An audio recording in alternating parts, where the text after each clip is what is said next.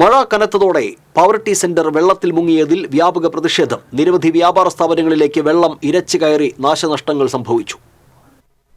കാന നിർമ്മാണത്തെക്കുറിച്ച് പരാതിപ്പെടുകയും അടിയന്തര നടപടികൾ സ്വീകരിക്കണമെന്ന് ആവശ്യപ്പെടുകയും ചെയ്തിരുന്നുവെങ്കിലും അധികൃതർ ആവശ്യമായ നടപടികൾ സ്വീകരിച്ചിരുന്നില്ല. പാവർട്ടി പഞ്ചായത്ത് ഭരണസമിതി വേണ്ടത്ര പഠനം നടത്താതെ നടപ്പാക്കിയ അശാസ്ത്രീയമായ സെന്റർ വികസനമാണ് ഈ ദുരവസ്ഥയ്ക്ക് കാരണം. റോഡ് വളരെയധികം ഉയർത്തിയതും കാനയുടെ ആഴം മുൻപുണ്ടായിരുന്നതിനേക്കാൾ കുറച്ചതുമാണ് വെള്ളപ്പൊക്കത്തിന് കാരണമാകുന്നത്. സെന്ററിൽ കുണ്ടക്കടവ് റോഡിൽ നിർമ്മിച്ച കൽവർട്ട് അനിയന്ത്രിതമായി ഉയരം കൂടിയതിനാലാണ് റോഡ് വളരെയധികം ഉയർത്തേണ്ടി വന്നത്. സെന്റർ വികസനത്തിൻ്റെ അപാകതകൾ ചൂണ്ടിക്കാട്ടി കോൺഗ്രസ് നിരവധി സമരങ്ങൾ നടത്തിയെങ്കിലും അതൊന്നും അധികാരികൾ ചെവിക്കൊണ്ടില്ല. ഭൂമിശാസ്ത്രപരമായി ഉയർന്നു നിൽക്കുന്ന സെന്റ് തോമസ് ആശ്രമത്തിനും സംസ്കൃത കോളേജിനുമിടയിൽ താഴ്ന്ന നിരപ്പിലാണ് പാവർട്ടി സെന്റർ സ്ഥിതി ചെയ്യുന്നത്.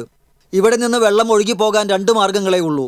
ഒന്ന് കുണ്ടുകടവ് റോഡ് വഴി കായലിലേക്കും മറ്റൊന്ന് MG റോഡിലെ പൂച്ചേരി തോട് വഴി ചമ്രം തോട്ടിലേക്കും. ഈ 2 മാർഗങ്ങളിലൂടെയും വേണ്ട രീതിയിൽ ജലം ഒഴുകിപ്പോകാത്തതാണ് പ്രധാന തടസ്സം. മഴക്കാലത്തിന് മുന്നോടിയായി വേണ്ട രീതിയിൽ കാനകൾ വൃത്തിയാക്കാത്തതും വെള്ളക്കെട്ടിന് കാരണമാവുകയാണെന്ന് കോൺഗ്രസ് മണ്ഡലം പ്രസിഡന്റ് ആൻഡോ ലിജോ ആരോപിച്ചു. വിഷയത്തിൽ അടിയന്തര നടപടികൾ കൈക്കൊണ്ടില്ലെങ്കിൽ ശക്തമായ സമരവുമായി രംഗത്ത് വരുമെന്ന് കോൺഗ്രസ് നേതാക്കൾ വ്യക്തമാക്കി. TCV news, Pavaratty.